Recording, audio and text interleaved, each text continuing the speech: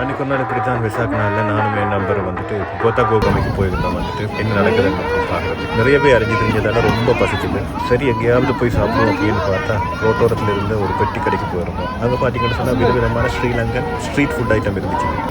சரி அங்கே என்னதான் இருக்குன்னு சொல்லி பார்த்தா ரால் வடை இருந்துச்சு, நல்ல வடை இருந்துச்சு. அதை தவிர வேறு விதமான பொரியல் வகை ஐட்டங்கள், நான் ரொட்டி அப்படி எல்லாம் நிறைய ஐட்டம் இருந்துச்சு.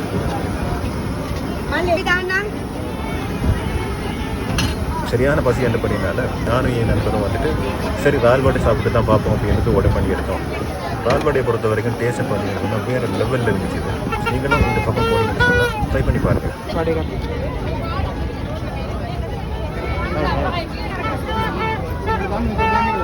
ஒட்டுக்கு தானே இஸ்ஸோ வடை எப்படி இருக்கு?